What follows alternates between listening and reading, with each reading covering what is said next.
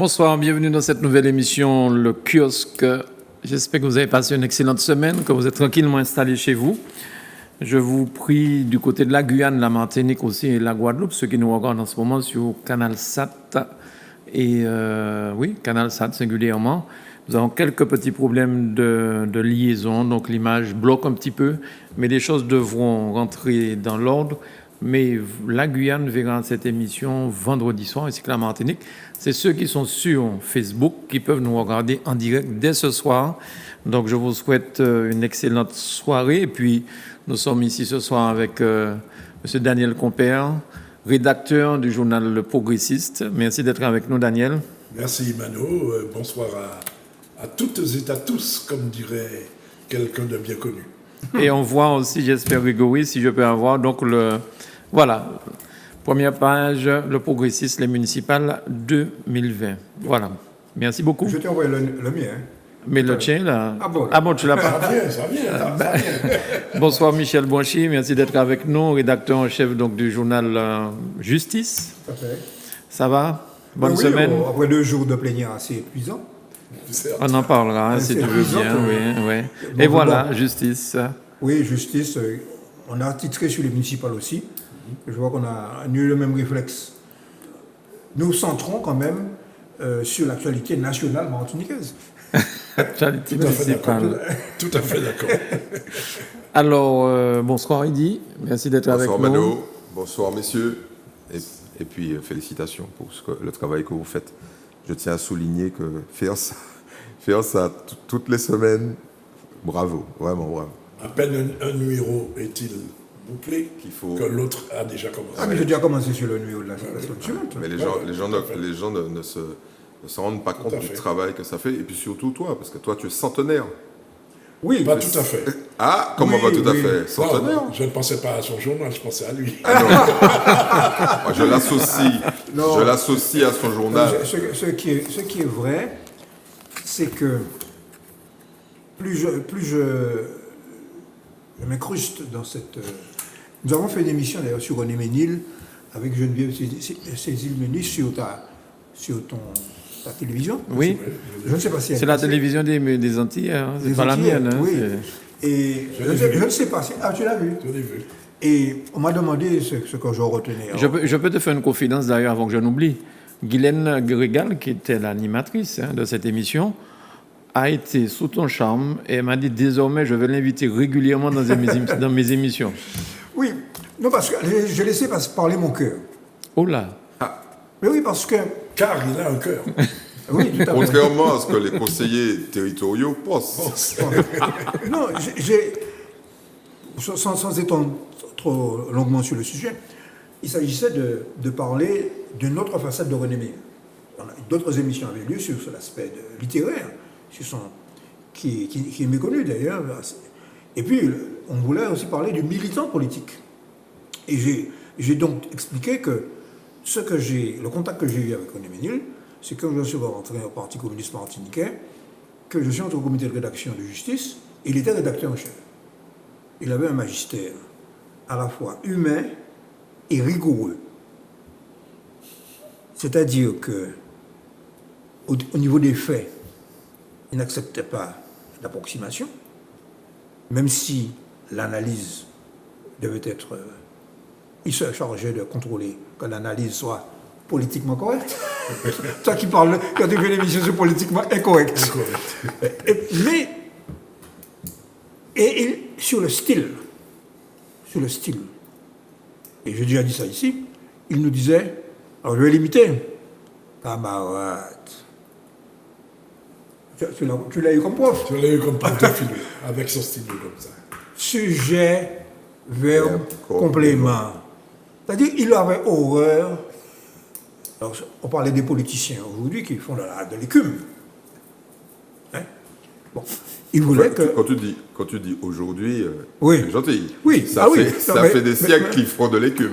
Oui. Mais on est dans une période spéciale. On est dans une période spéciale. Et puis, ça vient aussi du fait que beaucoup de nos... qu'on ne voit pas de méchanceté, mais enfin quand même, c'est vrai. Beaucoup de nos hommes politiques viennent de l'éducation nationale. Exact. Bon. Donc on aime les belles lettres, bon, et non pas de la faculté d'économie Où on aime les beaux chiffres. on aime surtout les concepts rigoureux. Tu comprends? Bien. Bon. Ceci étant dit, Bien. minorité bouche bée. Bagala chaud. Bien, Bagala bien, chaud, bien. chaud. Bon, alors, vous avez tous les deux titré sur les nouveaux maires. Alors, il y a quand même quelque chose d'exceptionnel, c'est qu'il y en a au moins 3. C'est pour la 4e fois qu'ils se présentent. Hein. C'est ça. Oui, Il y a de Ce sont mon des plaisir. adeptes- ce sont des adeptes de Jacques Chirac. Il y a de mon C'est plaisir. des potes de Jacques Chirac. Le marin, José Mirande. Mirande et Jean-François Bonnol. Et Jean-François Et puis Pilote. en plus, à Rigueur Pilote. Ouais. Là, c'est encore plus spectaculaire. Oui, Euh, tout à fait. non, mais c'est vrai, c'est le. Oui. c'est le- Non, c'est un opposant de droite de longue date d'Alfred Marie-Jeanne. Je crois même, entre guillemets, je vais faire attention à ce que je dis ce soir, hein, je vais préciser chaque fois, entre guillemets, il a dit, ben, qu'il tenait à rendre hommage À Pierre Petit d'abord. à Pierre Petit. Oui. Il l'a dit sur notre plateau sur ATV, mais le soir de la victoire, il a quand même dit que si Alfred Marie-Jeanne C'est grâce à n'existait Marie-Jeanne, pas, ouais. il a n'aurait dit. pas fait de politique. Il a dit, effectivement. Donc, Et donc il dédiait sa victoire à Alfred Marie-Jeanne. Alfred Marie-Jeanne. Ça, Ouais. c'est assez.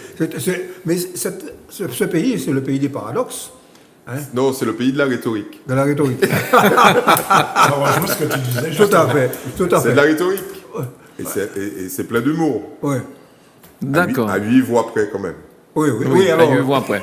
Eh bien, au point de bouche, On m'a pas dit rien. On va m'a pas pas dit rien. Merci, On va pas merci sortir le ce bouquin réalisateur. avec un Merci beaucoup. Non, enfin. mais Odio va faire recours. Yodio va faire Oui, comment il s'appelle Théodose. Théodose a dit, mais où senti que Théodose, tu as envie de babou là, il dit, tu es bien, frère. Tu sais, c'est sans regret, tiens, et puis roule. Oui. Parce que j'ai l'impression que Théodose était épuisé. Tu sais. Épuisé, ouais. Non pas par la campagne, mais épuisé par toutes ces années. Il pensait pas, je l'ai vu, on a échangé, il pensait pas que c'était à ce point crispé, tu sais. C'est terrible ça, c'est terrible. Ça. La politique aujourd'hui, non, depuis toujours. De tout temps. Alors, 3 nouveaux maires, enfin, pour la 4e fois. Mais il faut aussi saluer Une la nouvelle plus maire. jeune mairesse, Ouais. Auréline Pour la Ella, première fois. à Ducos, pour la première fois. Donc, ça porte à 4 femmes. 4 femmes en, 4 femmes maires. 4 femmes maires en Martinique, Ouais, Martinique. dont cette Benjamin avec 35 ans. Beaucoup moins qu'en Guadeloupe, d'ailleurs. Oui, oui, oui. mais on oui, commence à oui. rattraper le retard. Oui. Parce que le retard était flagrant. Ouais. Ouais. Alors, Ducos a quand même surpris un petit peu. Bon, on va pas refaire le match, hein, mais il y avait quand même Narciso Nella et Lou Marissem. Lucette. Et le résultat a un petit peu surpris, me semble-t-il, d'après ce que j'entends dire. Mais tout le monde, bon, dit bravo, Elinella, voilà. Donc, est-ce qu'il y a d'autres choses sur la campagne d'exceptionnel qu'on pourrait dire sur ça? Ça fait, Le deuxième tour, en fait. Il faut quand même rappeler que, malgré tout, aussi bien au premier qu'au deuxième tour, on est dans des taux d'abstention records. Encore.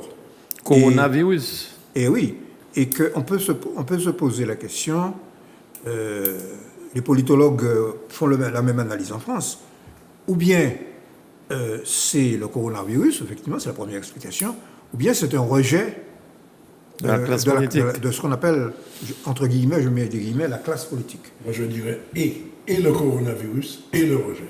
Tout à fait. Tout à fait. moi je suis pas d'accord sur le rejet.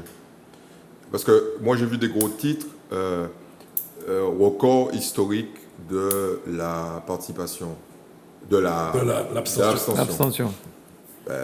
Sur les municipales, oui, c'est un record sur les municipales, mais c'est pas un record C'est vrai.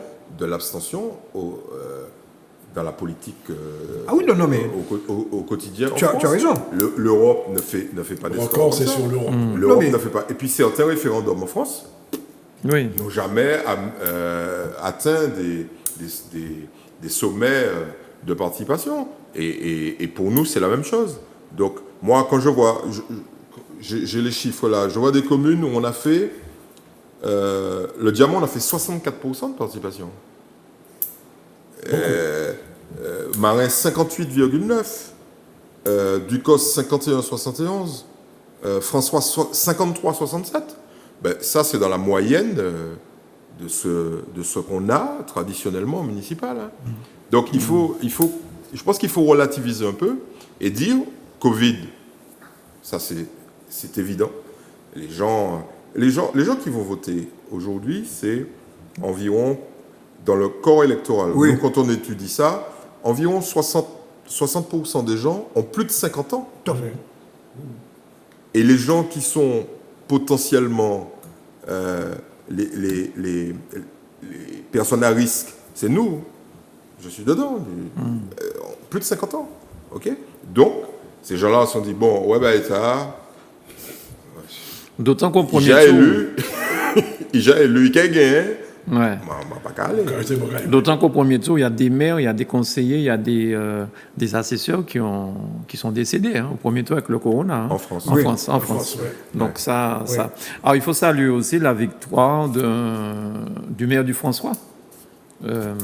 Son nom. Tavernier. C'est Tavernier. Tavernier. Samuel Tavernier qui Alors lui, c'était en pas est la à sa quatrième deuxième. fois, c'est sa Sa deuxième. La deuxième, mais il a été également candidat aux élections cantonales.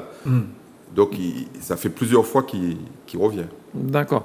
Alors, on a remarqué aussi que François Doubout, ce soir, Karine Mousseau, malgré le soutien massif du président de la CTM, n'est pas passé.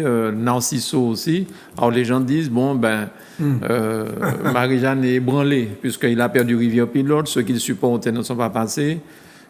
C'est ce qui a été dit un petit peu. Alors, il y a des gens qui ont de l'humour qui disent non, Alfred n'est pas affaibli, puisque en réalité, il a joué du billard à 3 bonnes. C'est-à-dire que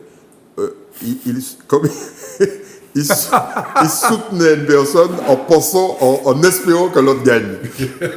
Il y a des gens qui disent ça. Très sérieusement. Sur quelle commune? Parce que... Mais, par exemple, il y a des gens qui disent ça sur Ducos, ils disent, comme Alfred Télé que Aurélie, mais c'est de l'humour, hein, donc, mesdames, messieurs, c'est de l'humour. Oui, parce que tu as raison. Hein. Oui. Il faut afficher humour. Avec Oui. Comme Stéphane Collaro. Stéphane Collaro, dans ses émissions, il dit humour.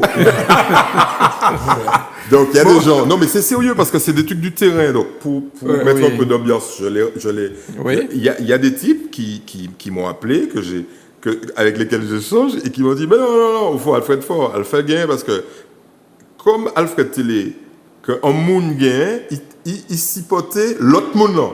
Comme ça, c'est mon nom, c'est pas. Donc, alors, on m'a dit, mais qui exemple ça? Il dit, mais Ducos. Comme il était que Néla gagne, il supportait Narciso. Ah, voilà, vous voyez mon cher. Non, mais. Alors. Mais c'est ça la réalité martiniquaise. Tu sais, les gens, ils ont une lecture de la politique que nous n'avons pas. Parce qu'ils sont sur le terrain et ils aiment bien. Tu sais, l'Antillais, il adore se moquer de lui-même. L'autodérision est quand même un fondement de notre société. Ça a été d'ailleurs amplement décrit par Édouard Glissant, notamment dans le IVe siècle. Et donc l'autodérision. Ouais.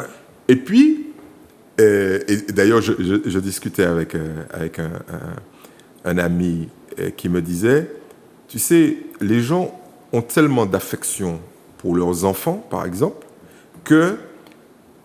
et puis ils ont de la pudeur. Donc, il me donnait une expression, il me disait, mais il a gardé de chemin, il a dit, fout-il aide, hein? Mais fout-moi, mais tu sais, c'est terrible cette espèce de paradoxe qui existe, mais ça fait partie de nous-mêmes, ça. Donc la politique, tu imagines bien que moi t'es là, moi t'es écoute, c'est beau gars, des bêtises. Mais pour revenir sur le deuxième tour des élections, est-ce que tu confirmes ce que j'ai cru comprendre? C'est que dans plusieurs communes de Martinique, la participation au second tour était meilleure qu'au premier tour. Bien sûr, largement plus. On est passé, on a fait en moyenne plus 10 points. C'est ça, c'est ce qui me semble. Donc, moi, je vous donne des exemples. On a fait au Marigot plus 9, à Rivière-Pilote, plus 13. Il y a une commune où ça a explosé, là. J'ai plus les chiffres en tête. Au François, on a fait plus 8. Donc, on est dans une progression très, très forte, globalement. C'est parce que enfin, elle est forte surtout parce que le premier tour était faible. Très faible. Oui. Et puis surtout parce que c'est d'autant plus remarquable que quand même il n'y a pas eu de campagne traditionnelle. Hein? La campagne s'est faite suivant des modalités très discrètes. D'où l'importance de la télévision. Tout à fait. Ça, c'est clair. Je le répète à longueur de journée, il n'y a pas de télévision de proximité qui font passer des candidats à Tourcoing ou à Maubeuge ou dans le Loiret. Ici, on a cette puissance de feu de la télé. Tout à fait. Bon, je voudrais souligner quand même qu'il y a... Alors, on peut mettre à part David Zobda, puisqu'il avait été nommé, mais c'est ça, c'est son élection, là. Oui. Il y a 10 maires, il y a 10 nouveaux maires. Ouais. Et donc, 30% des maires Ont changé. Et ça veut dire 30% des conseillers municipaux, en moyenne.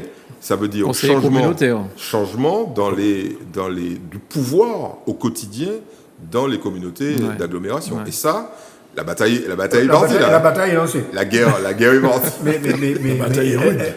Elle s'est déroulée en partie d'ailleurs à la plénière. Ah ben oui. Tout à fait. Alors, je voulais aussi la commune du Diamant. Et c'est deux anciens, un premier adjoint et un ancien, qui est quand même resté avec le maire 8 ans, l'ancien, et c'est lui qui a remporté la victoire. Alors, celui qui était actuellement premier adjoint, c'est M. Duville, et l'ancien, je me tourne vers toi, peut-être que tu as son nom. Celui qui a remporté l'élection. M. Toussé. Voilà, je crois que... Et puis, il y a quand même un truc au Diamant, c'est que le troisième candidat s'est allié avec le futur maire, M. Jean Montfort, et a négocié son alliance contre un poste de premier adjoint.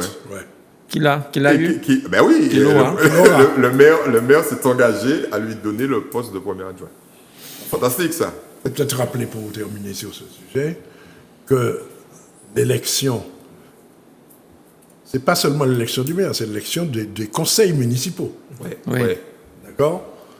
Se fera à partir de samedi. Vendredi. C'est normalement la loi dit à partir du vendredi. Hein. Du vendredi et dimanche. Samedi, dimanche, Tous, lundi matin, on aura... Lundi matin, on aura la configuration. Les 7 maires.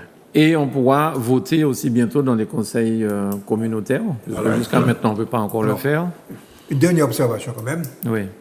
Le politologue averti que tu es Merci beaucoup. aura remarqué qu'il y a une dépolitisation complète. C'est-à-dire qu'on ne sait pas très bien quelles sont les orientations politiques, idéologiques des listes en présence. Et ça, à mon avis, ça participe, de mon point de vue, de l'affaissement de la politique martiniquaise. Ouais, mais bon, toi qui es un politologue averti, je te renvoie le compliment. Tu auras remarqué que c'est le cas partout. Partout, à tous les niveaux de décisionnels. À la CTM, tu as des types. Le matin, ils sont rouges. Le midi, ils sont roses. Rose pâle. Rose. Et puis, l'après-midi, on ne sait pas de quelle couleur ils sont. Non, il y en a. C'est pas la majorité, mais il y a quand même une espèce de fluctuation extraordinaire de l'appartenance, je vais prononcer un gros mot, idéologique. Oui. Hein, c'est un gros mot maintenant. Je veux dire, quand tu as des idées bien arrêtées, par exemple sur les valeurs fondamentales, sur la liberté, sur la propriété, tout ça, tu es has-been. Sorti là. Ah oui. Reste là. Ah oui. Mais, donc quand tu dis rouge, tu parles des communistes. Petit bémol. Je ne connais pas de rouge qui deviennent roses. Par contre, tu connais des roses qui deviennent rouges. Rouge de colère. Rouge de colère. Je connais des bleus. Oui. Bleus, c'est la couleur de la droite. Ils ne deviennent jamais rouges. Ah ouais. Il reste bleu. Ah non. Attends, Chirac était Ah non, c'est communiste. l'inverse. Il Non, était non, communiste, il est ouais. devenu, ok. Ouais, c'est il était l'inverse. rouge, il est devenu bleu. Il était Mais rouge, il est monsieur, devenu il finit bleu. dit, pièce rouge, pas cavini bleu. Oui, oui, oui. Non, mais- Tu veux que je t'en cite, moi, des mecs qui sont passés de l'autre côté? C'est pas parce que. Karine Mousseau parle de Jean Bépac. Il a vendu l'humanité, Chirac, exactement à l'endroit où je vendais l'humanité, Ouais, à ouais. Jussieu. Ouais, ouais. Ouais, je Tu as eu l'occasion de nous dire ça. Ouais. Ah ouais.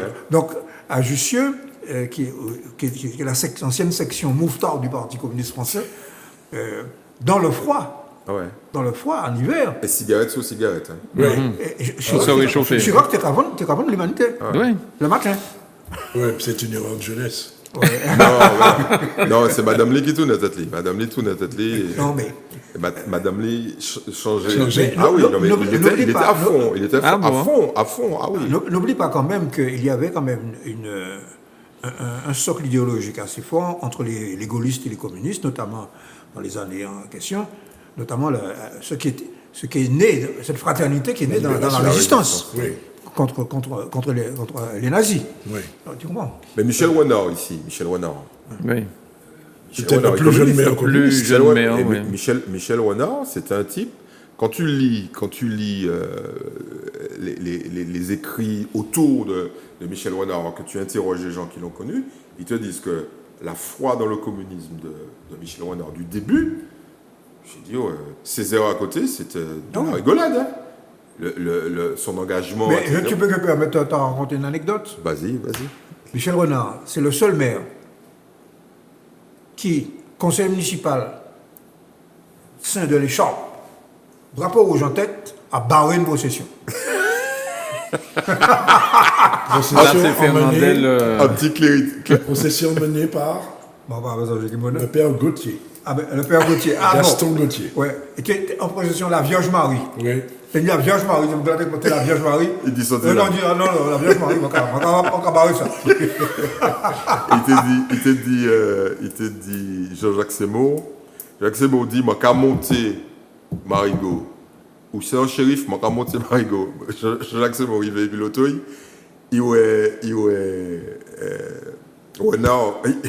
il baissait vite, là. Voilà, mettez un pistolet à la tête, là, il dit, demi-tour. Alors, concernant la Guadeloupe, il y a quand même des changements. Je ne connais pas tous les changements en Guadeloupe, mais le maire de la Désirade, c'est un jeune marin-pêcheur. Je ne sais pas s'il y a beaucoup de maires marin-pêcheurs, Ouais. mais c'est un tout jeune, Loïc Tonton. Il y a aussi le maire du Gosier, Condamné pour...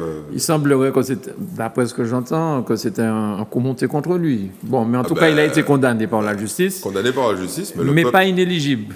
Ah ouais, Et là, le gars, il prend la mairie de Gosier, quoi. C'est pas n'importe quelle mairie. Ah ouais. Et, Surtout que c'est une mairie qui se transmettait, on va dire, de manière presque clanique. Patriarcal.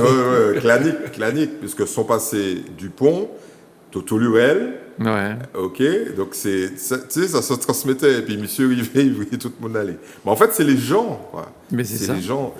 En fait, la réalité, c'est quoi? C'est bien ça. Et c'est ça la vérité. C'est le peuple qui décide. Regarde ce qui est arrivé à Panchard, Ah oui, à À Basse-Terre. Basse-Terre, ouais. Ah ouais. Ah ouais.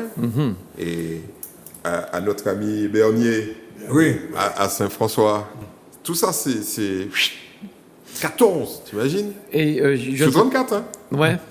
Je ne sais pas si vous avez fait attention à une image, un jeune maire junior qui était à côté du maire à l'époque et qui aujourd'hui est devenu maire en battant ce maire qui était à côté de lui, mais Genbourg, hein, au Genbourg, tout coup à terre, avec son écharpe de maire junior. Où ça? En Guadeloupe. En Guadeloupe. Oui, Ouais, j'oublie je vais quelle chercher, commune. je vais chercher. Et aujourd'hui, il a battu en fait le maire qui était maire depuis l'époque où il était gamin, quoi. Ouais. Non, en Guadeloupe, il y a eu et puis un petit coup de félicitations à nos amis de Canal 10 parce que vraiment, je trouve qu'ils ont très très bien couvert la campagne. Ils ont reçu beaucoup de gens. J'ai trouvé ça très bien. Mais les télés privées de Guadeloupe font un excellent boulot de proximité. Ouais, Et vraiment. C'est pour ça, alors bon, je vais me faire encore des potes. C'est pour ça que ça ne les touche pas. Ouais. Et donc il faut que tu renforces ta proximité. Bien sûr. Mais c'est ça en fait. Tu sais, c'est des télés qui sont tellement inscrites dans dans la population, les gens les aiment tellement, va toucher Canal 10. Canal 10, La Guadeloupe, la TV, la Guadeloupe. Ouais, La Guadeloupe a brûlé, c'est Bougaga a brûlé. Canal 10, le slogan, c'est Télé en nous. Télé en nous. C'est Et, comme Freedom à La c'est- Réunion. Ouais, C'est comme Freedom à La tu touches- Réunion. Tu touches ouais. à Freedom. Bon, là, ils sont. Ouais, un petit peu, ouais.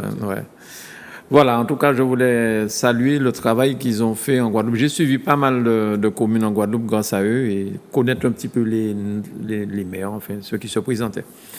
Je crois que sur ce sujet des élections municipales, vous rien d'autre à dire, de spécial? Hein? Oui, peut-être un truc, c'est que pour les gens qui nous écoutent, les élections municipales vont permettre, tu l'as dit, l'élection et le fonctionnement des communautés d'agglomération.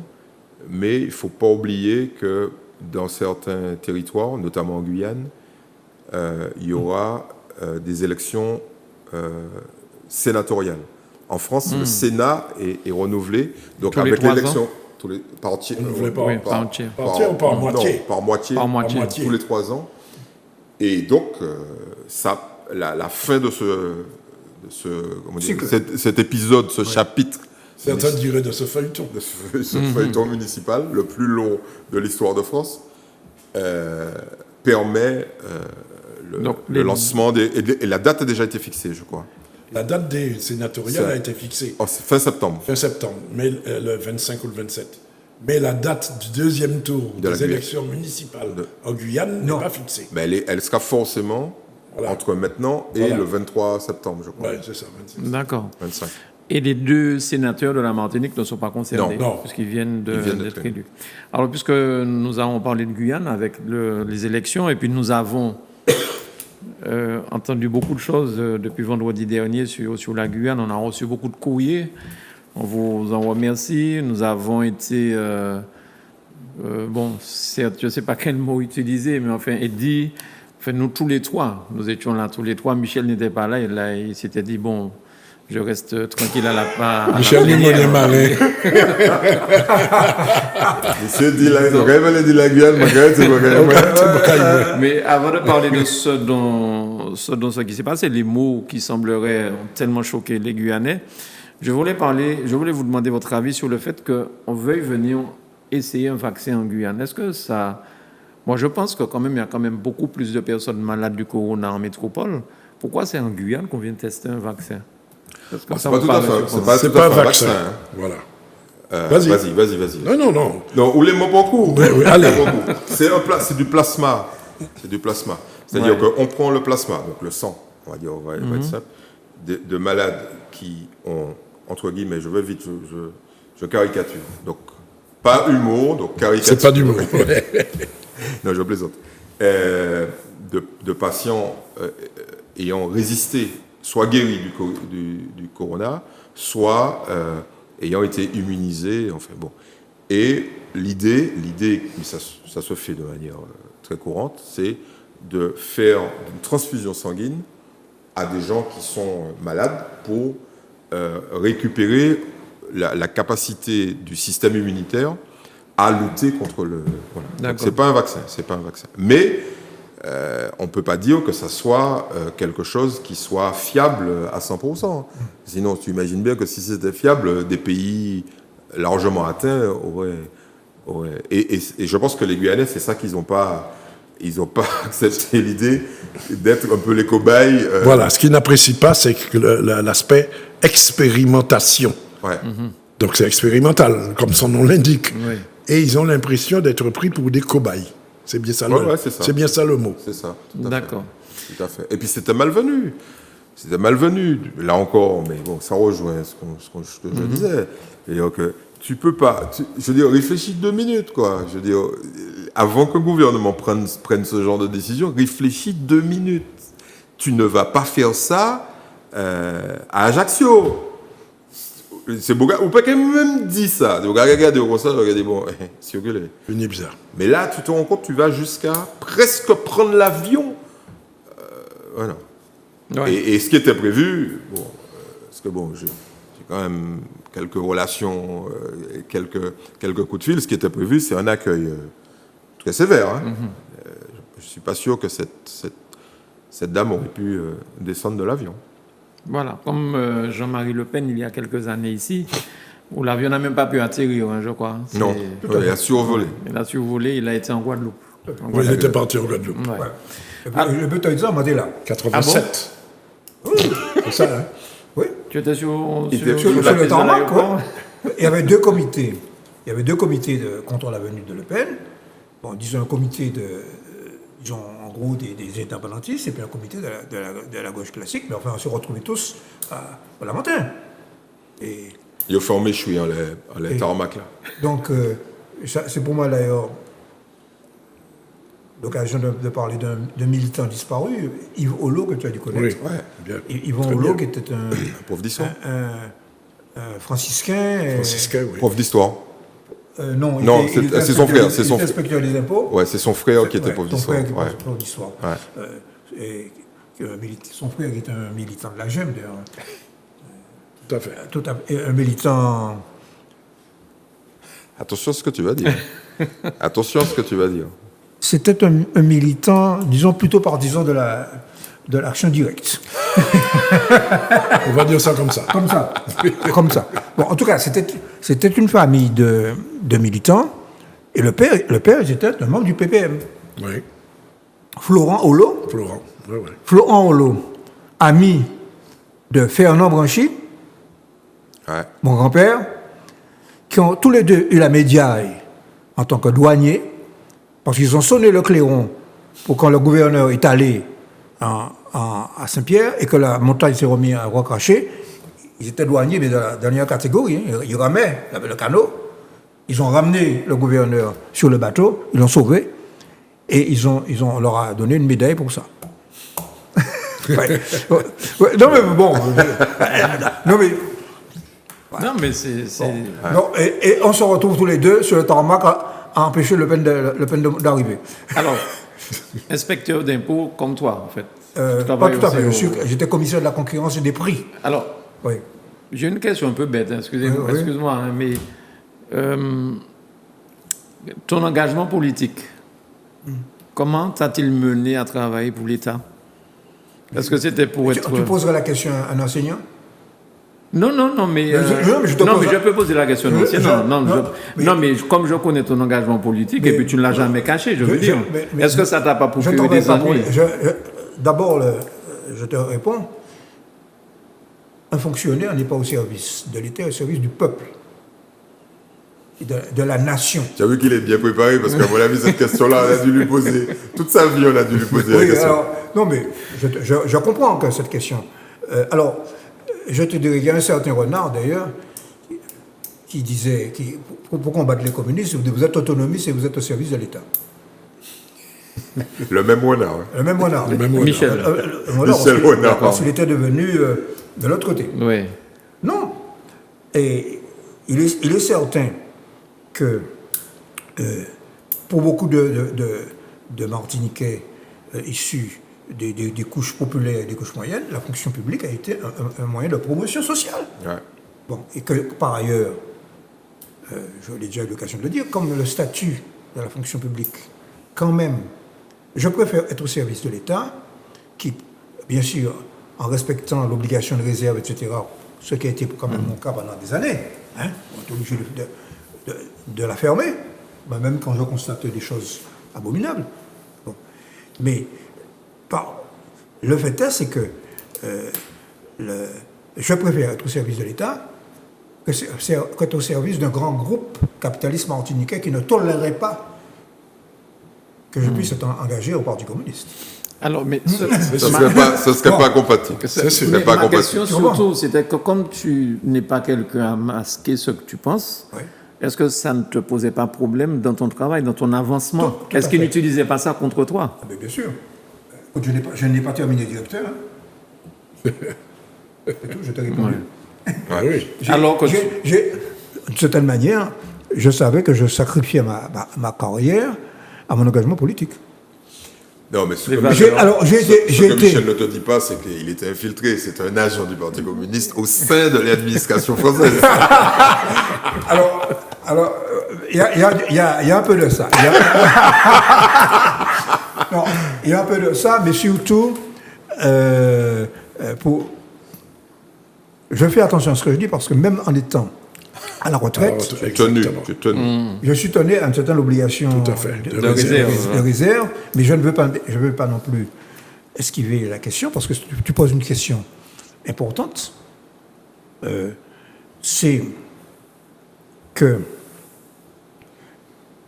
l'engagement pour changer la société au sein même d'un organe de l'État nécessite nécessairement de la part de celui qui le fait des sacrifices personnels. D'accord. Mais je ne veux pas trop me mettre en avant, mais je ne suis pas le seul. Ça nécessite. Alors justement, tu disais, est-ce que j'allais poser la question au professeur? Il y en a un à côté de toi, je vais lui demander, parce qu'il a un engagement politique marqué aussi. Hein. En plus, il a été souvent à Cuba, donc on l'a peut-être pris pour un leader Maximo aussi. Non, lui, c'est un agent infiltré De Fidel. de Fidel Castro. En Martinique, alors. Oui, parce que rappelle-toi, il y a une journaliste qui dit à Aimé Césaire, c'est en 80, le journaliste il dit, de Paris Match, qui lui dit, mais il paraît qu'il y a des Barbudos, des guérilleros cubains, et que Césaire, alors, il me raconte ça après, il se tourne, il fait, vous voyez des Cubains par ici? Mais enfin, monsieur Gaz, c'est un bon Cubain quand même, hein? Alors, figurez-vous que à Cuba, où je suis allé moult et moult fois depuis 1974, date importante, je vous dirai pourquoi, ça sera bref, jamais on m'a qualifié de barbudo.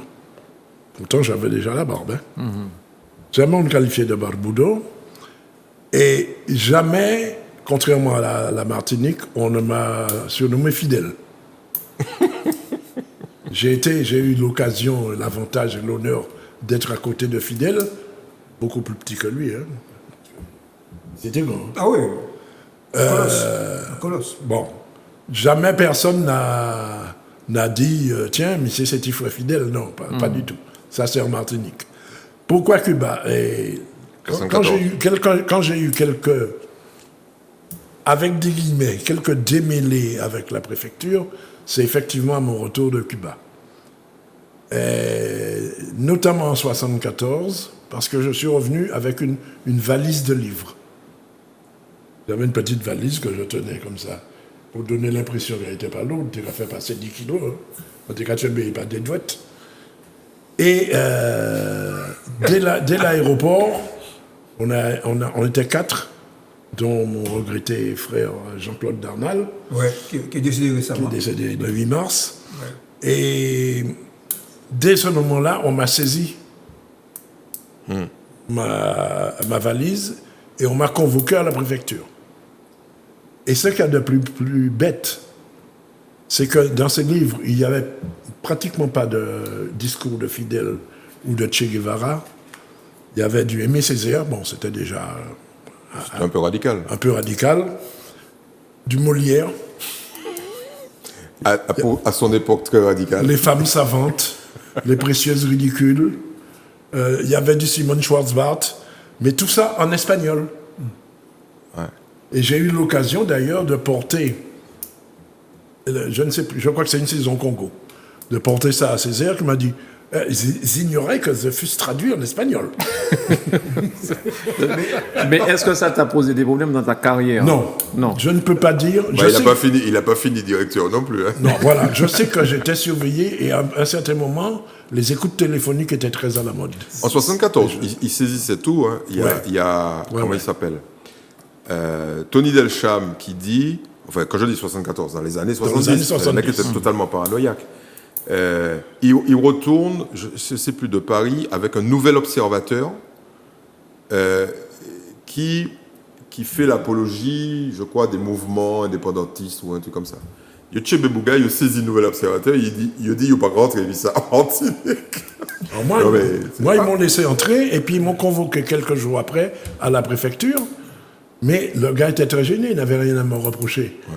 J'ai dit, vous savez lire l'espagnol, vous avez lu au moins les titres. Non, il faut dire une chose, c'est qu'il y avait quand même une tolérance beaucoup plus grande dans l'éducation nationale que dans certains autres corps de l'État, notamment les administrations des finances. Pourquoi? L'argent mounant.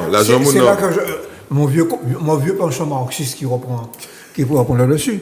On est au cœur de l'État et de l'accumulation du capital. On est au... Mais oui, mais le système... je te crois. Et Michel, c'est pour ça que tu es venu là. Le système... Les impôts, on prélève sur les bénéfices. Tu prélèves plus ou moins, tu empêches les capitalistes d'accumuler.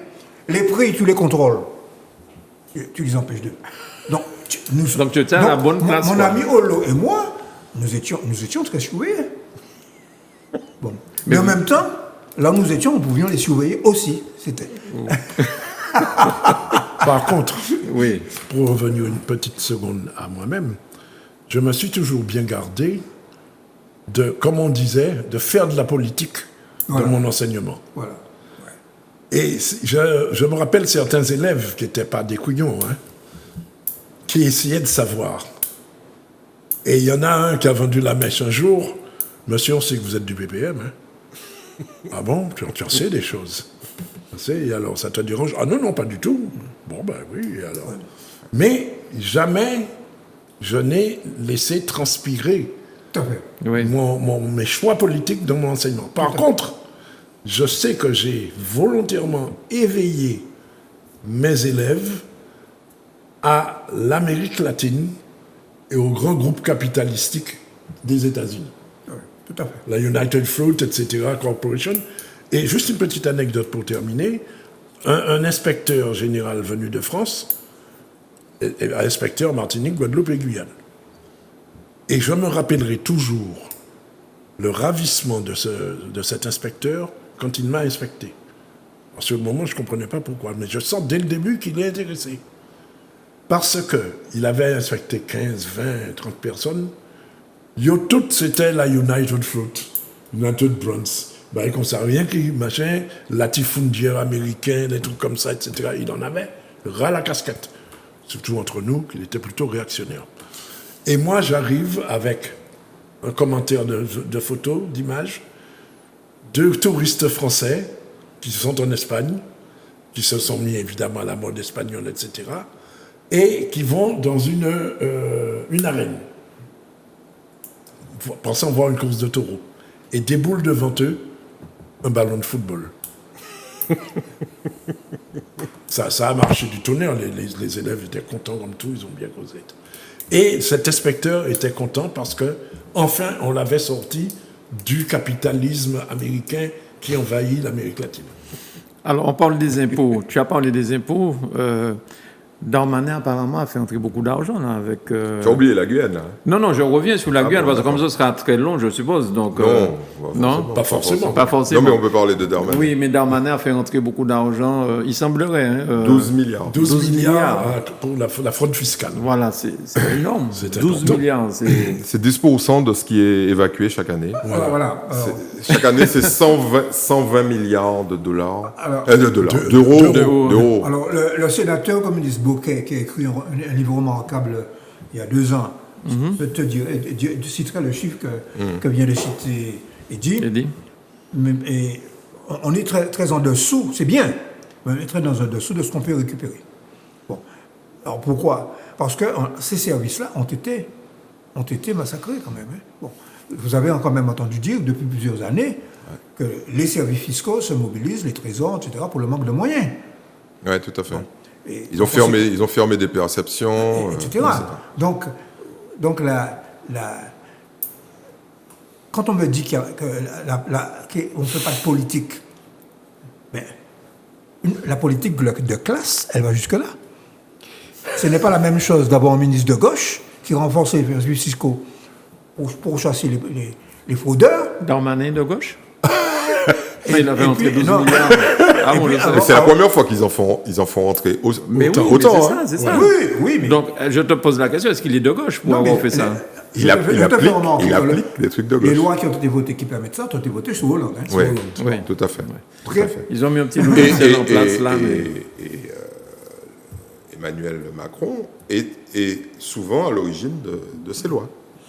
Le macroniste là que tu désignes régulièrement.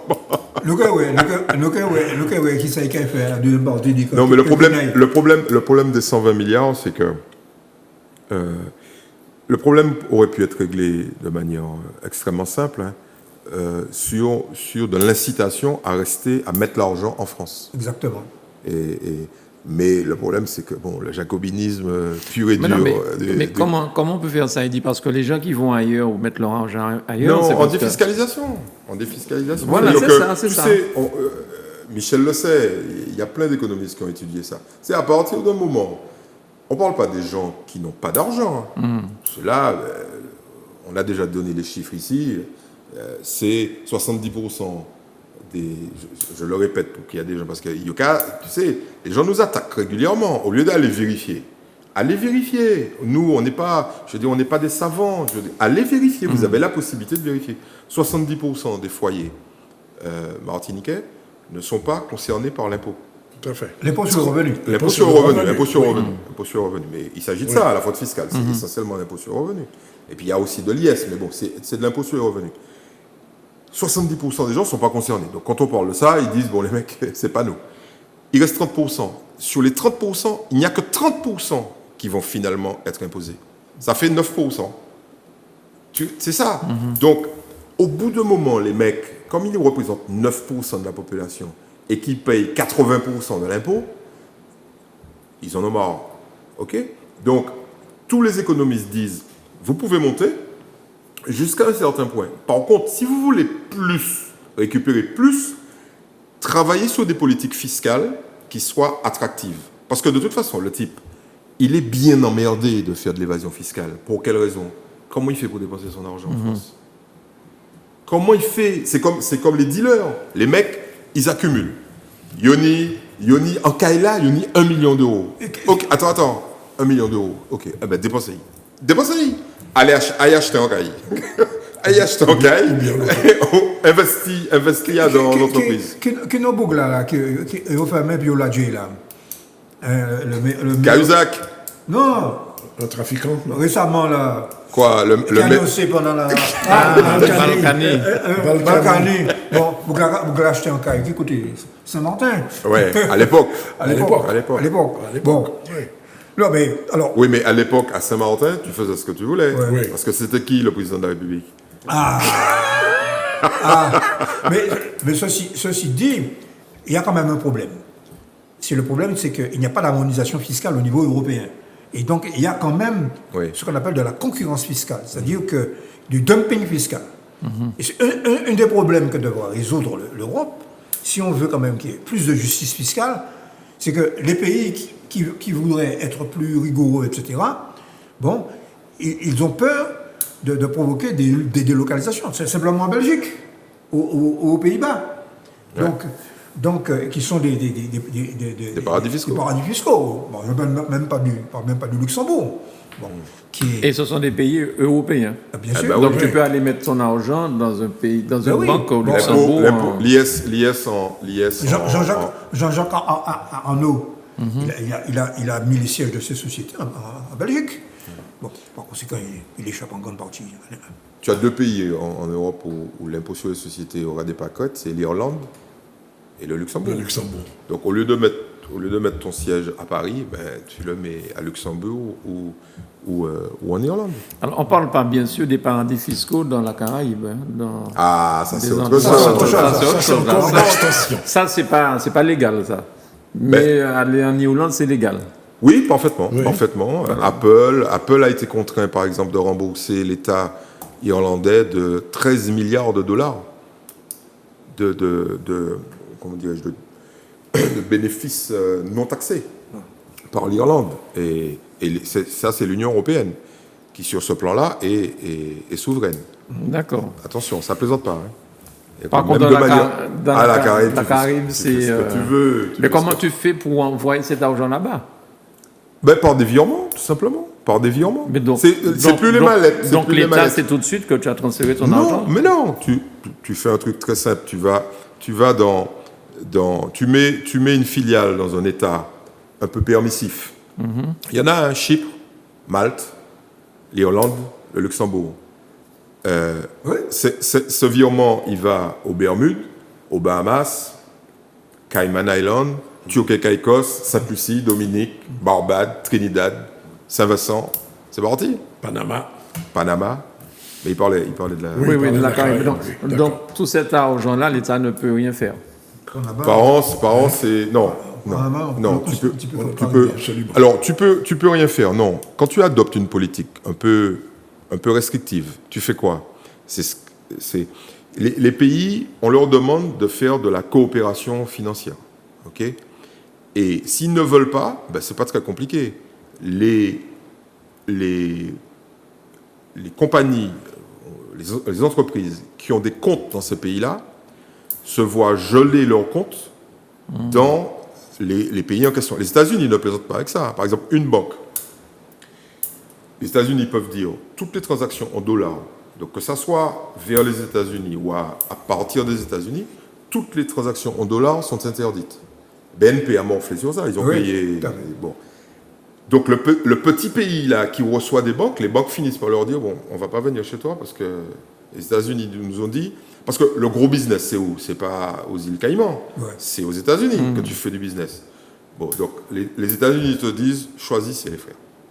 Donc en fait, les banques font de plus en plus pression pour que ces petits pays-là, comment dirais-je, soient plutôt conciliants avec l'Union européenne, enfin les grandes places financières, les grands. Et donc, Singapour, par exemple, a dit, bon, j'aurais plus à gagner en étant, comment dirais-je, en travaillant, en coopérant, voilà, en disant, non, je ferme. Ceux qui ferment, c'est ceux qui se ferment vraiment, et il y en a dans la Caraïbe notamment, ceux qui ferment vraiment, c'est qu'ils s'adressent aux mafias. Parce que la mafia, au contraire, la mafia, ils n'en ont rien à faire. Mais ceux qui étaient par exemple, le Crédit Agricole a fermé, il n'est pas le seul, mais le Crédit Agricole a fermé des milliers de filiales dans les paradis fiscaux caribéens.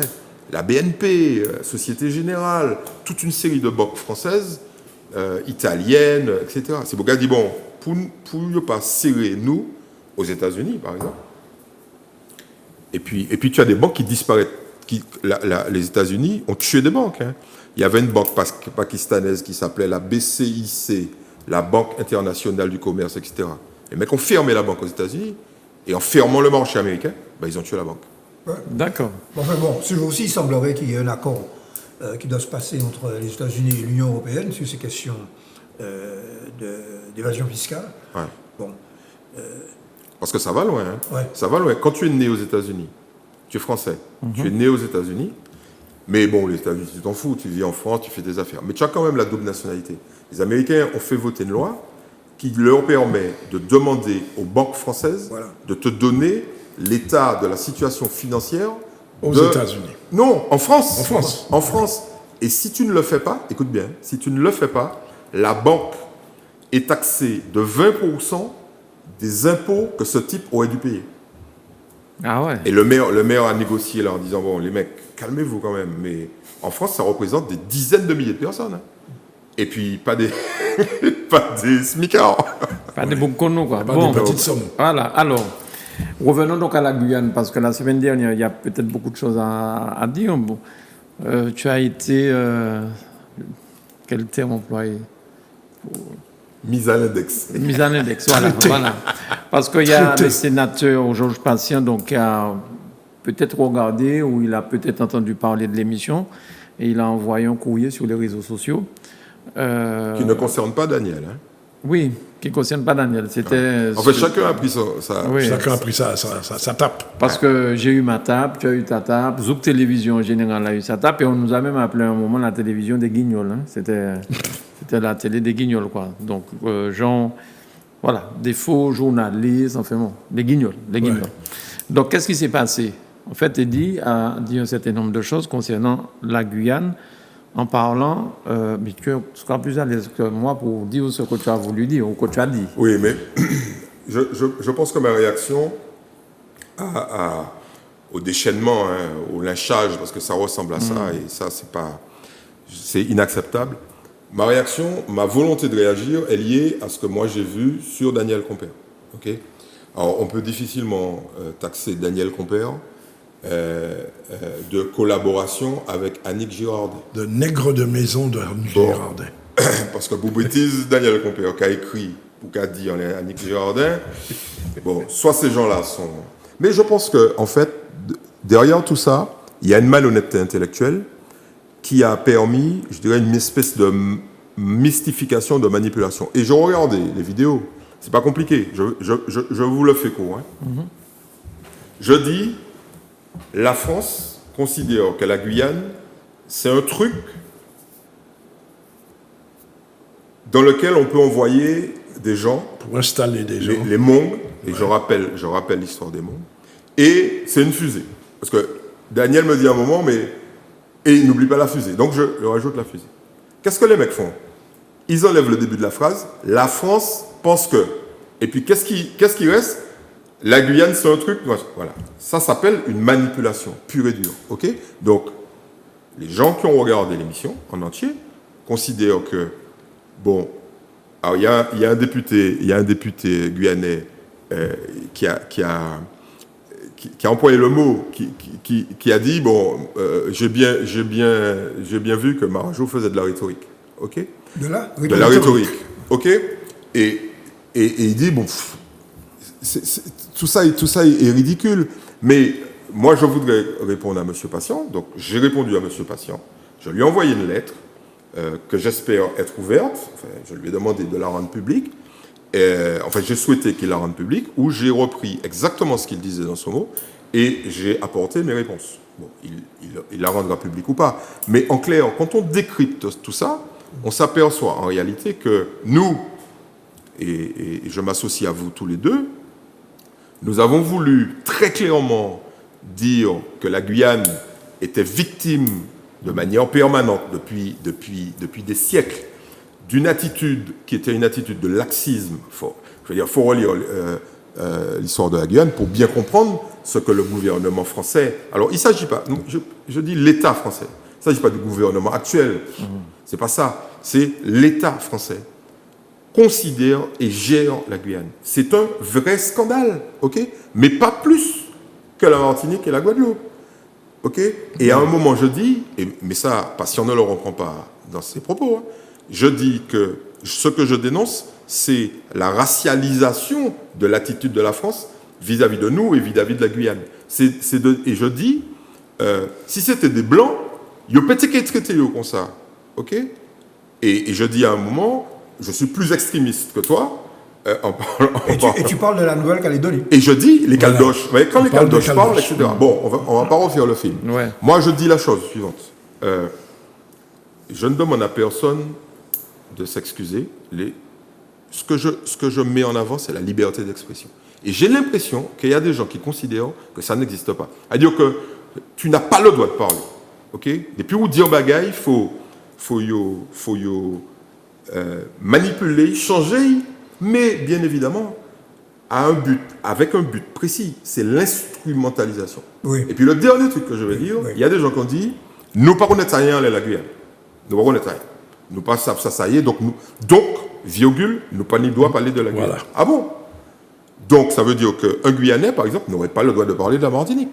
Un Guadeloupéen n'aurait pas le droit de parler de la Martinique ou de la Guyane. Non, je suis désolé, ok?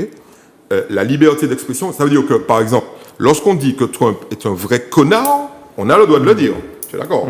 Et puis là, les gens applaudissent. Bravo! Ouais. Par contre, quand on parle de nous, là, c'est fini. OK? Mais des vérités, il y en a plein à dire. Hein. Et puis, il y a peut-être des gens qui attendent ça, des vérités. Alors, moi, je dis, pour répondre à ça, je connais la Guyane. OK? Je connais intimement un certain nombre de choses sur la Guyane. J'ai des relations permanentes, régulières avec des hommes politiques, avec des syndicalistes. Okay? Et je le rappelle dans la lettre à M. Patient, je lui dis que j'ai interviewé, je veux dire Olivier, okay? Le chef des 500 frères, Olivier Goudet, sur les barrages grâce à quelqu'un qui est un ami commun et qui m'a permis de faire cette interview. Et j'ai rendu compte ici, dans le kiosque de cette interview en 2017. Donc, et on publie des magazines, on publie des annuaires sur la Guyane. Donc, globalement, respect, mais pas d'interdiction à la liberté d'expression. On est dans le respect et je n'ai personnellement, ni toi ni Daniel, n'ont voulu porter atteinte à la Guyane. Et je cite dans la lettre, alors j'espère qu'il va la rendre publique, je cite dans la lettre que j'adresse à M. Patient, une phrase que tu as lue en fin d'émission, où il y a un Guyanais qui nous appelle en nous disant « Vous avez raison, ils ne sont là », en parlant de l'État français, ils ne sont là que pour piller nos richesses. Oui, absolument. OK? Donc, si nous... Et c'est sur Facebook que les gens peuvent voir, Mais ils peuvent cette émission. voir. Si nous te les tirer en l'air en monde, c'est pas ici à nous te venir. Parce qu'on a un objectif ici, c'est de dire les choses que personne ne dit. OK? Donc, si les gens veulent nous interdire de parler, moi je dis non. Ok. Alors, concernant Daniel, tu as dit Annick. Donc, ça semble avoir choqué parce qu'il n'a pas dit Annick Girardin. Madame Girardin, Madame la ministre Madame des la Outre-mer. ministre, tout ça. Donc, ils se sont dit, mais... Enfin, je suppose, ils se sont dit, j'en sais rien non plus. Hein. Mais enfin, je pense que c'est le fait que tu aies dit Annick, ça peut-être... c'est vraiment... Non, c'est plus grave que ça. C'est plus grave que ça. Il a dit, cette dame a du courage. Voilà. Non mais attends, on est dans quoi là Voilà. exactement? On est dans quoi exactement? Ouais. C'est-à-dire que finalement, nous pas ni doigt dit ça nous qu'a pensé. Mais et si on met le truc à l'envers, mais on va où là? Je préfère ne pas citer d'exemple. Je préfère ne pas citer d'exemple. Parce que c'est ça qui est en jeu. Ce qui est en jeu, c'est ça. C'est-à-dire que le jour où on va vouloir dénoncer quelque chose de gravissime, ok? Il faut que les gens se rendent compte de ça. Qu'est-ce qu'on a dénoncé? On a dénoncé l'attitude de la France vis-à-vis des Guyanais. Et on vient de le refaire là tout à l'heure sur cette histoire de plasma. Mais le jour où il y aura quelque chose de gravissime, mais nous peignons une attitude très simple. Hein? Nous avons été là et nous avons dit, on ne parle plus de la Guyane. Est-ce que les Guyanais, est-ce que les Martiniquais, est-ce que les Guadeloupéens vont accepter que des gens qui ne sont pas payés, alors je le rappelle quand même, parce que j'ai vu des choses abominables, on ne touche pas un rond pour venir ici. On bosse toute la semaine, on lit tous les trucs, on ne touche pas un centime, et les gens nous disent, ouais, vous avez qu'à toucher l'argent pour dire bêtises. Non, merci beaucoup. En tout cas, respect et convivialité. Donc je vais finir. Je demande à monsieur, parce que je lui dis, je vais le lire, parce que les gens qui tirent en l'air, nous 24 heures sur 24. Vous aurez sans doute remarqué que cette réponse que je vous fais et que vous rendrez sans aucun doute public dans son intégralité, parce que vous êtes un vrai démocrate, je ne vous ai à aucun moment manqué de respect. J'aimerais qu'à l'avenir, nous puissions, si vous le souhaitez bien sûr, dialoguer dans le respect et la liberté. Bien. Elle a bien dit. Voilà. Alors, moi, je reviens sur un truc. Je pense aussi que certaines personnes n'ont pas apprécié que nous ayons dit que la Guyane, on n'a pas employé le mot, est une mosaïque de peuples. Nous avons cité tous les gens qui vivent en Guyane. Les Brésiliens, les Surinamiens, les Français, les Martiniquais, les Saint-Luciens, etc., les Haïtiens. Nous avons cité tout ça. Et certaines personnes ont peut-être cru que nous voulions dire qu'il n'y avait pas de tout de Guyanais. On n'a jamais dit ça. Parce que M. Patient, dans sa lettre ouverte, a dit, l'accuse de ne pas comprendre la complexité de la Guyane et de croire pratiquement que la Guyane est une île comme la Guadeloupe ou la Martinique. Non. Hein? C'est dans, c'est dans le courrier. Bon. Ouais. Donc, peut-être que ça a vexé certaines personnes, mais à aucun moment, on a dit que la Guyane n'était pas peuplée de Guyanais. On a dit que c'est une société kaléidoscope, une mosaïque de peuples. Je me rappelle même avoir parlé des Hmong. Moi, j'ai fait tout un laïus sur les Hmong. Hein. Tu as fait tout un laïus, et moi, j'ai attiré l'attention sur le fait que les Hmong, c'était, comme on dit en France, le grenier à blé, le grenier nourricier de la Guyane. Parce que je suis allé visiter les Hmong, j'ai vu le travail qu'ils font, et j'ai vu leur type d'intégration remarquable qu'ils ont. Bon, donc, moi, je ne connais pas la Guyane aussi bien qu'Eddie, mais j'y suis allé 3 ou 4 fois, j'ai des amis, j'ai des connaissances, et à aucun moment, je n'ai eu l'impression que nous avons attaqué les Guyanais, ni dans leur personne, ni dans leur ethnicité, comme on disait tout à l'heure. On a été très respectueux, on a simplement dit des choses réelles.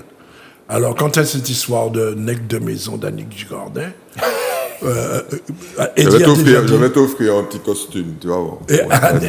Eddie a déjà dit que dans le progressiste, je ne suis pas le dernier à écrire contre les membres du gouvernement actuel, y compris Annick Girardin. Et c'est pour ça aussi que je rappelais ton amour indéfectible pour Cuba. Absolument. Alors, ce qu'on propose, moi j'ai essayé de chercher quelle était la meilleure réponse que Zouk TV pouvait apporter à ces attaques, dont certaines sont ignomineuses. Alors, je tenais quand même à dire que parmi les attaques, il y a des attaques venant de Martiniquais qui, dans la rue, nous donnent la main. Ouais. Il y aura nous bel bonjour, hein, Ouais. ok, et qui là ont été en disant ouais, les autres ni raison PTO. Évidemment, nous sommes incapables d'oublier ça. C'est bien, c'est bien. Parce que ces gens-là savent le travail que nous faisons au quotidien pour promouvoir ouais, comme tu disais au tout début, contribuer à l'éclaircissement, on va dire ça comme ça. Tu sais, apporter ce qu'on... Parce que moi, c'est péré, c'est pas moi. Hein. Moi, c'est péré, c'est pas moi. Donc, et pour nous, c'est important. Donc, moi, je pense que la réponse, donc on l'a trouvée, c'est... On va diffuser le politiquement incorrect qu'on a fait avec Emmanuel Lafont. Et moi, j'aimerais que les gens... qui ont Emmanuel écrit- Lafont, l'évêque de Cayenne. De Cayenne. OK? Et j'aimerais que les gens regardent cette émission. OK? Parce que ce monsieur a vécu deux choses qui sont fondamentales. Il a fait partie de la résistance contre l'apartheid. OK? Il était proche des jeunesses communistes chrétiennes. OK? Il a connu Nelson Mandela, il a connu Winnie Mandela, etc. Donc, il s'est battu. Et ensuite, il a fait sa carrière et il s'est battu en Guyane, notamment au moment des trucs de 2017. Donc, j'aimerais que les gens écoutent cette émission pour voir si nous, on est vraiment ce que certains, et donc j'aimerais réduire ça à certains, ont voulu faire croire. Parce que je pense que ces gens-là qui ont voulu faire croire, ils l'ont fait volontairement. Ils l'ont fait volontairement, à dessein, pour des raisons qui sont bassement, j'allais dire, politiciennes, parce que ça n'a pas de sens, ce truc-là. Ça n'a pas de sens. Ça n'a aucun sens. Très bien. Et Donc, diffusion de l'émission dimanche soir, 20h30. 20h30. Je voulais juste rebondir sur ce que vient de dire Eddie, quand il a parlé d'éclaircissement. Cette émission, Le Kiosque, est une émission hautement pédagogique. Ouais. Je ne sais pas si c'est ma déformation professionnelle qui le fait, mais nous tentons chaque fois d'expliquer, de faire comprendre, Et nous de recevons donner des clés. retours pour ça. Mais oui, de donner des clés pour cela. Et nous avons beaucoup de retours positifs parce que les gens disent « Ah, enfin, j'ai compris telle chose. Mais il y a un couple qui m'a écrit pour me dire, je regarde cette émission, ordinateur allumé à côté de moi, et nous regardons, nous vérifions si vos dires sont, si c'est vraiment ça. Mais il faut quand même insister sur le fait que, moi, j'ai pas eu envie de prendre ça à la rigolade, hein, très clairement, parce que des attaques contre ma famille, contre Ouais, les c'est ça. Martiniquais, enfin bon, bref, ok. Mais je tiens à remercier, en votre nom, hein, tous les Guyanais qui nous ont dit, les frères, roulez, Il y en a plein. roulez, Il y en a plein. faites bagaille autres. Surtout que on est habitué à ça. Moi, je me suis fait lapider lorsque j'ai parlé de corruption, de lien entre les partis, le financement des partis politiques, le financement des villes de manière générale et certaines économies parallèles. Mais j'ai souri quand je me suis fait attaquer, mais je préfère ne pas vous parler de ce qui est écrit, mais qui est encore écrit, ok? Donc, je vais songer, ça mon écrit, je vais songer, parce qu'il ne faut pas que les gens oublient qu'aujourd'hui, ce n'est pas demain. D'accord? Donc, ça m'a... C'est pour ma propre personne, non. Mais attaquer ma famille, mes amis, les gens en Guyane, etc. Et puis surtout, ça qui fait me péter en plomb là, c'est les attaques contre Daniel Combler. On va dire, alors là, arrêtez les autres là. Voilà. Très bien. On a presque fini l'émission. Je crois que tu as un livre à présenter. Et puis, je voudrais vous faire écouter juste un petit passage, 1 minute de quelque chose et avoir votre réaction rapide aussi, puisque nous sommes en fin d'émission. Si Grégory veut bien, je laisse le suspense pour que Michel puisse découvrir et se délecter. On y va. Or, en déclarant publiquement qu'il n'exécuterait pas une décision arrêtée par une assemblée, le président s'est mis hors la loi de la démocratie. Mais non seulement il s'est mis hors la loi de la démocratie, mais en catimini, entre chien et loup, une fois que le soleil est couché, alors qu'il prétend « il reçoit le béquet à la demande du président de l'exécutif. Et je souhaite que ce soit su publiquement, parce que c'est très bien, parce que c'est comme ça qu'on doit faire dans une démocratie. On reçoit tout le monde. Tous les Martiniquais sont des Martiniquais. Et donc, il reçoit le béquet en question, qui vient avec son neveu, et il lui propose un marché inavouable. Il lui propose, pour sortir, dit-il, par le haut, de lui donner 190 000 euros au lieu de 225 000, pour pouvoir dire et raconter partout aux Martiniquais que, ma foi, il a obtenu mieux que ce qu'avait demandé l'Assemblée, c'est-à-dire l'Assemblée demandait 225 000, mais moi, super-héros, j'ai obtenu 190 000 euros. Pendant ce temps-là, 1 mois est passé où les Martiniquais auront perdu 1 mois supplémentaire pour avoir de l'eau. On est en train de faire de la petite politique politicienne de bas étage sur le dos des Martiniquais en leur refusant d'avoir accès à l'eau. Eh bien, il faut que le président de l'exécutif, Alfred Marie-Jeanne, il exécute la décision de l'Assemblée. Qui parlait, ces décisions peuple-là. Bien. Alors, votre réaction sur ça, c'est très rapide. Hein, est-ce que ça... C'est bon. Là, c'est après l'élection de Saint-Joseph. Hein. Non, mais je dis ça parce que... je vois que tu as déjà... Et tu as ôté les mots de la bouche. Oui. Ce sont des propos, effectivement, électoraux. Sur le fond, je ferai 2 observations. La première, c'est que on essaie de surfer sur la souffrance des Martiniquais qui souffrent de pénurie d'eau, en leur faisant croire que la solution du problème réel de l'eau, notamment dans le sud, dépend de Seguino.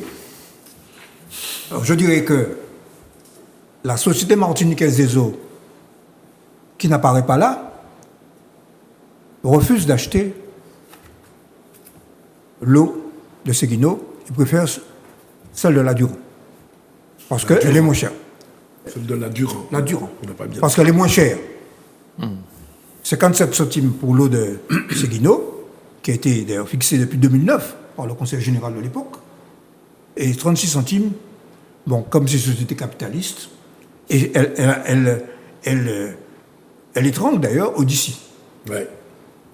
Faut demander au président d'Odyssey, qui est le très honorable premier adjoint de la ville de Fort-de-France, ce qu'il en pense.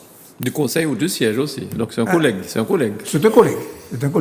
Et j'ai beaucoup d'estime pour lui, même si nous ne sommes pas d'accord. J'ai voté pour lui aux élections sénatoriales.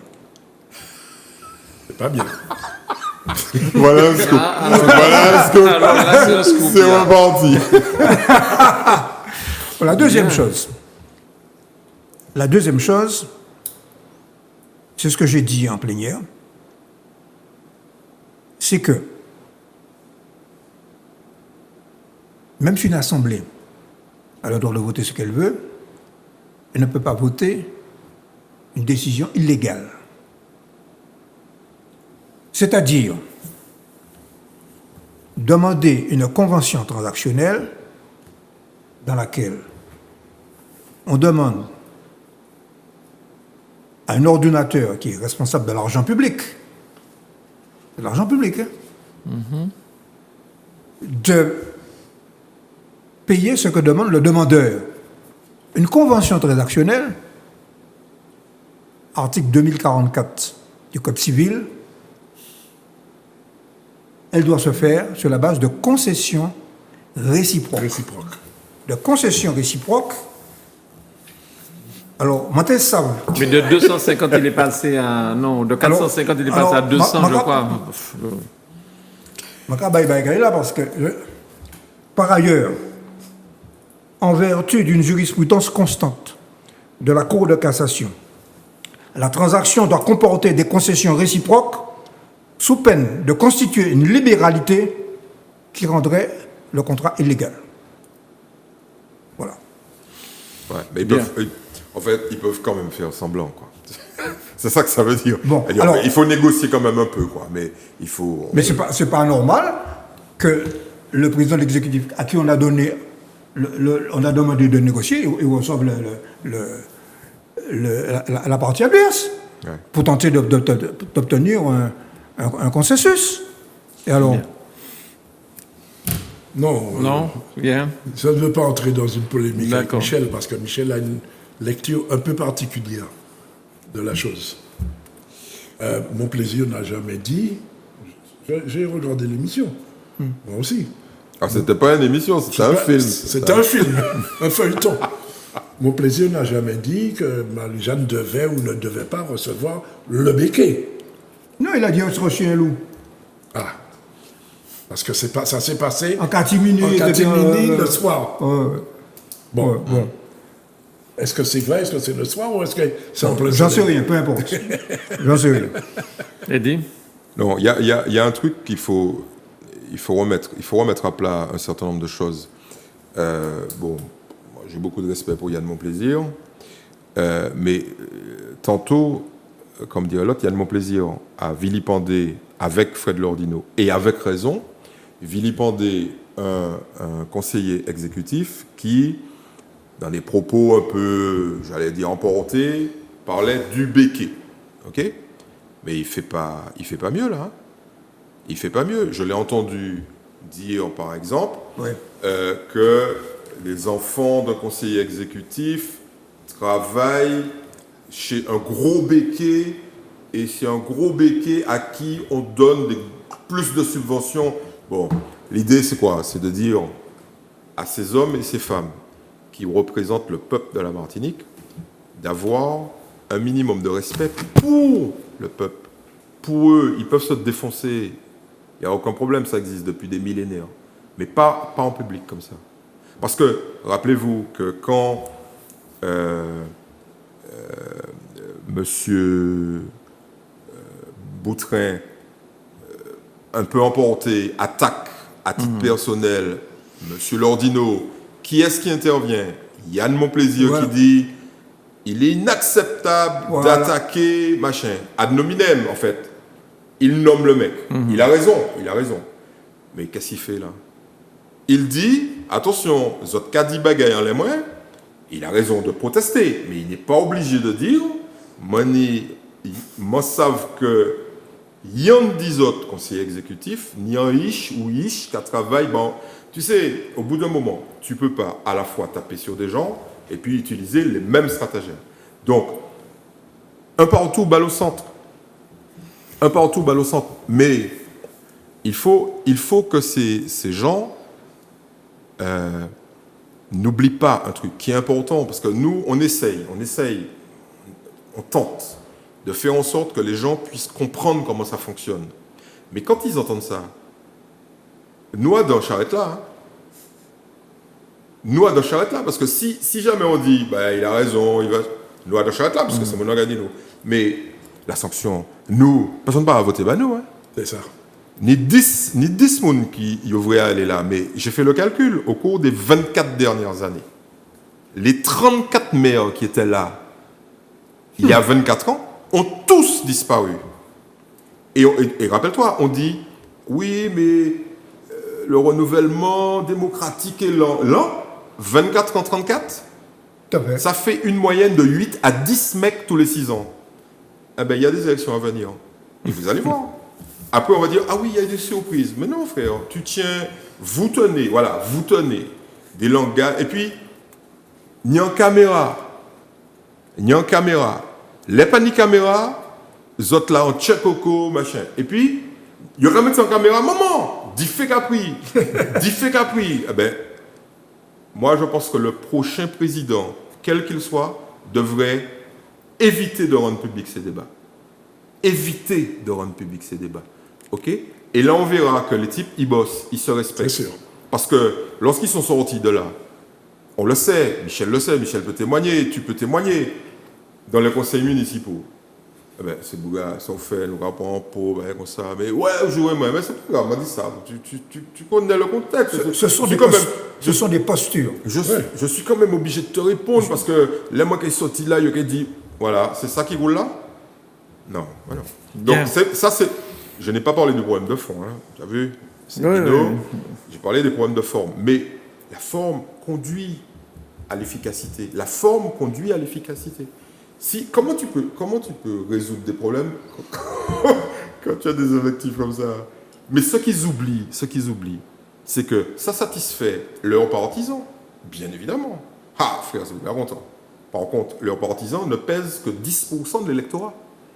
Tout compris. Ma ramé des autres là, 10% de l'électorat.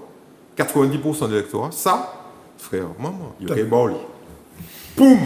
Bien. Alors, il faudra qu'on soit attentif parce qu'il va se passer des choses dans les mois à venir, je crois. Non, dans les semaines Même dans les semaines à venir. Élection. Donc, ça va être chaud. Attends, tu verras, hein, la semaine prochaine. Élection Communautaire. Et là. Il faudra suivre ce qui se passe. Il y a des positionnements. Des tractations. Déjà dans Cap Nord.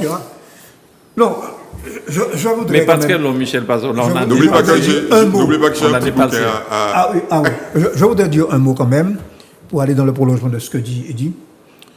C'est que la Martinique, malheureusement, dans toutes les études, il y en a une qui vient de paraître il y a 2 jours de l'INSEE, on commence à avoir des études sur l'impact du coronavirus sur la Martinique, moins 20% pendant le confinement, et donc moins 50% en ce qui concerne les cartes bancaires, Ouais, toute la consommation s'effondre. Ouais. etc., etc. Bon, autrement dit, la préoccupation des élus, me semble-t-il, devrait être, dans cette période-là, de se concentrer sur les moyens d'éviter un tsunami social. Et par conséquent, je crois que ce discours est totalement décalé des préoccupations des Martiniquais qui sentent bien qu'il y a une situation absolument inédite qui n'a jamais existé, qui nous est tombée dessus. Bien. Alors. Oui, non, ça c'est vraiment un clin d'œil. J'aimerais vous présenter en 30 secondes et tout ça devant l'évêché. Donc, alors, Est-ce qu'on peut voir la couverture, s'il te plaît? Voilà. C'est quelqu'un. Alors, le pseudo, c'est Damassa, mais c'est quelqu'un que vous connaissez bien qui s'appelle Daniel, à ne pas confondre, à Daniel Claude Marie-Sainte, qui est un ancien policier que tout le monde, que les aficionados connaissent, et qui là, c'est un roman, en fait, et derrière ce roman, c'est une enquête sociologique et critique sociale maquillée en polar. Donc c'est un polar, et ça se passe à Fort-de-France, et c'est dans une langue et une littérature extraordinaire qui va vous rappeler des choses, et qui surtout va vous rappeler ce que vous avez vécu dans les rues de Fort-de-France, parce que c'est quelqu'un qui a une expérience relativement longue. Envoie-moi la 4e de couverture, que je mette ça dans Justice. Ok, Voilà, tu vois? je vais bientôt le recevoir. Tu fais la même chose Non pas pour le bouquin seulement, mais pour sa carrière et sa connaissance assez fine des réalités politiques, économiques, sociologiques de la rue dans Politiquement Incorrect dans les semaines qui viennent. En tout cas, merci beaucoup. Et puis. Et où est-ce qu'on peut trouver le livre? Alors, le truc, vous connaissez le truc classique, en vente dans toutes les bonnes librairies. Toutes les bonnes librairies. Sinon, vous appelez Zouk TV, on vous donnera les coordonnées et le moyen de l'acheter. Déjà en vente? Oui, il est déjà en vente. Déjà en vente. Voilà. Très bien, merci à tous les trois. Je vous souhaite de passer un excellent week-end. Merci. Et Merci puis, beaucoup. Michel, arme-toi de courage. Oui. La campagne commence. Non, mais je suis imperméable à toutes ces... à tous ces soubresauts, Toutes ces chicayas. parce que je tire à force de mon idéal politique. Bien. Et il a 100 ans. Et il a 100 ans. Toujours pas lui, hein, son idéal. Son livre. C'est de l'humour. Alors, merci à Grégory, merci à François, et puis merci à vous chez vous de nous avoir suivis. Et puis à très vite sur Zouk Télévision. Bon week-end à tous.